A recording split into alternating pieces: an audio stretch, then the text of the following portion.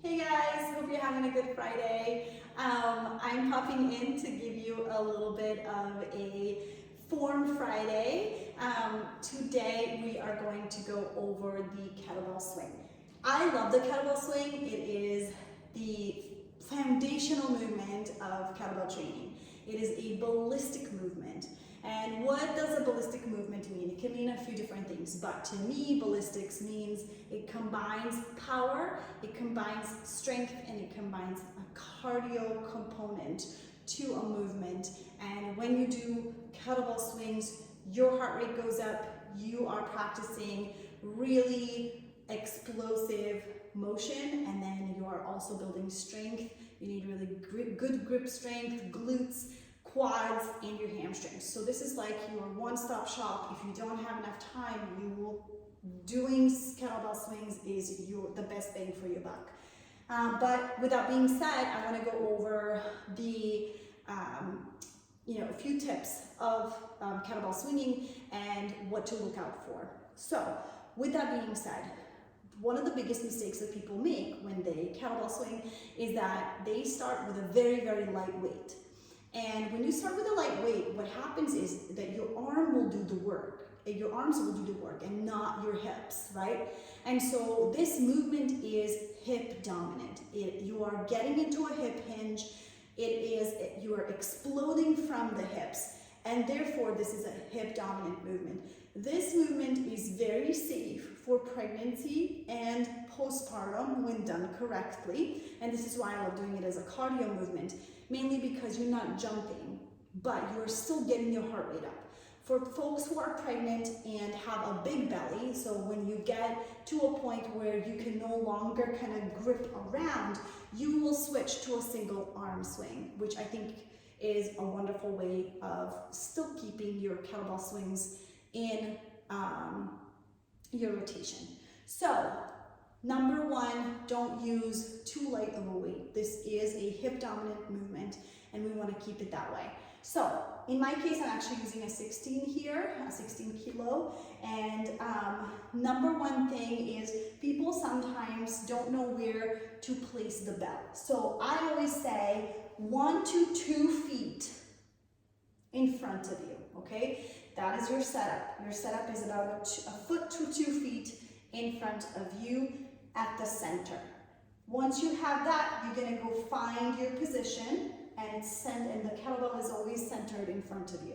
You're gonna get into that hip hinge position, right? You wanna be low enough, but you also don't wanna be in a squat, okay? So you want to be in like a low hinge position, still keeping your chest nice and tall, right? So you wanna make sure that your gaze is somewhere down about 4 feet in front of you on the floor at all times. Even when you're standing here, you want to be looking down. Why? Because if you're here, you're kinking your neck, and not really. Your body always wants to go where your gaze goes. So you always want to make sure that your gaze is in the right place. So for this position, for the kettlebell swing, you want to make sure that you are about 4 feet in front of you on the floor. Once you grab your kettlebell by the horns, so these are the horns of the kettlebell, these here. So once you grab the handle of your kettlebell, so you're going to be close to your horns, what you want to do is you want to shift your weight backwards, okay? So you're going to grab your kettlebell. Not only are you going to shift your weight backwards, but you're also going to shift your kettlebell onto its edge so you can see the face of it.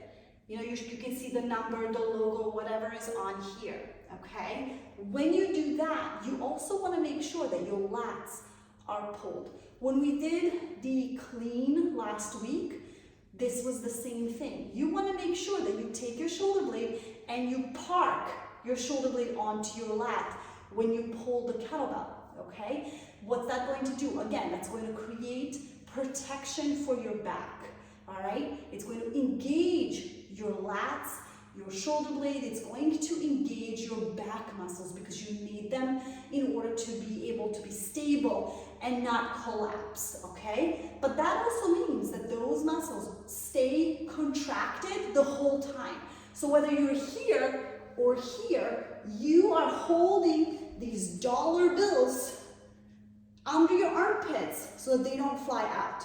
Okay, so you want to make sure that you're nice and tight there, whether you're here at the bottom reaching back or here at the top. All right, so in your swing, you're going to go grab that bell, you're going to look forward, and you're going to pull your whole weight backwards, okay? Pull here and make sure that you can see the face of the bell. Lots of tension. You should feel a little burning here. You should feel pull here, and especially in your glutes. You will then take this kettlebell and you will swing it through the crotch area back. All right, you want to make sure that you're still staying low. You're not coming up for this. You're still staying low, right? But you're going to swing, park, right? Swing, park. I'm not coming really up. Swing, park. I may be coming forward just slightly, but that's okay. All right? So when you swing back and when you're ready to swing up, you want to make sure that you're leading with the hips. All right? You're viewing your arms as extension of your body, as extension of your hips, right? So if you're here, you're going to explode like so from the hips. The arms are just strings holding that kettlebell. All right? Don't grip the kettlebell too hard. Always keep a bit of a looser grip on the kettlebell. You obviously don't want it to fly out, but you also don't want to over grip it. All right? Because then the kettlebell doesn't move. So you want to make sure that you are exploding, coming straight up to standing. When the hips explode, all right, that's when the exhalation happens. So you're going to go inhale.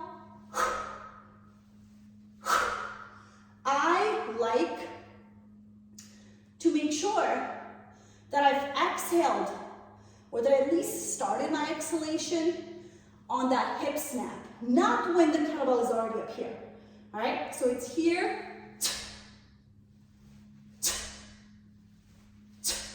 right? It's a split-second difference, but you want to make sure that you're using the power of your breath in the hip snap, all right?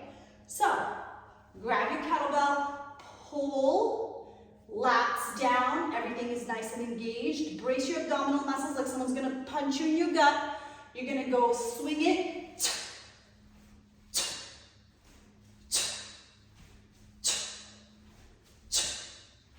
and park it. When the kettlebell is in the standing position here, what you want to imagine is if I was on the opposite side of you and I saw you bring that kettlebell all the way up, then I take the kettlebell and I push it back down through your legs. Right? And every time, it's like when you're standing behind your sibling and they're on a swing and then you push them back, that's kind of what you want to do with that kettlebell. Or imagine that that's happening to that kettlebell and then it's going to literally just swing back by itself, all right? It's like a pendulum coming back by itself. The thing with kettlebell swings, what a lot of people do is, especially if the weight is too heavy, they will overextend in the low back. So then they will go here, overextend, all right? We don't want to see that. We want you to stand up tall, pick up your kneecaps, push the ground away, all right? So those are your cues. Pick up the kneecaps, push the ground away, all right? And that's going to create that stable stance. Squeeze your ass, all right? Every time you get up here, squeeze. Here, squeeze, squeeze, all right? I want that ass and the quads to be really, really tight when you're in that standing position, even if that's just a split second, all right? Brace your abs there the whole time they're braced. You're breathing, we call this breathing behind a shield. So you have your abdominal muscles engaged and braced, but you're still able to take a breath in and exhale forcefully through your teeth when you snap your hips. And here's the thing about breathing in women. A lot of the times when you're in a gym, you feel embarrassed breathing loudly around men. I don't know why. I think it's our societal bullshit that is placed on women that we shouldn't be breathing a certain way. But feel free if you're at a gym to breathe the way you feel like you have to. in order to get this movement down. I have been stared at in gyms many times because I breathe the way that I breathe. So when I'm here,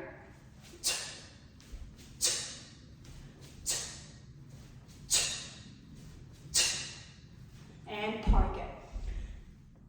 I'm not embarrassed about the way that I breathe. And so when you're in a gym, don't worry about it. Place your earphones in and don't listen to anybody around you, okay? Most likely, no one is listening to you breathing. It's just in our heads, but I've seen a lot of the times people being really gentle with their breath, and then I can't hear it. So, and that's one thing that you want to know, that you want to be aware of. The forearms should touch the inner thighs in your swing. Your swing should never, the bell should never go down, right? You shouldn't be swinging below your knees. That's a no. You swing into your crotch, right? Into your crotch, all right? So this touches the inner thighs. When you stand up here, pick up your kneecaps, push the ground away, all right? Push, push, right? Not the arms, the hips. So I do hope that this was some good advice. I can think of many other ways of showing someone how to do a swing, but I think the most important thing is to understand that the power is not the arms. The arms are not doing anything. The arms are literally just holding onto the bell, and the hips are creating the power to swing the bell. So once you change that, I hope that it will actually change the way the movement looks like. If you have any questions, let me know in the chat or privately. And if you want me to go over anything in your movement, or if you're struggling with something in your movement, reach out and I'd be happy to look at a video as well.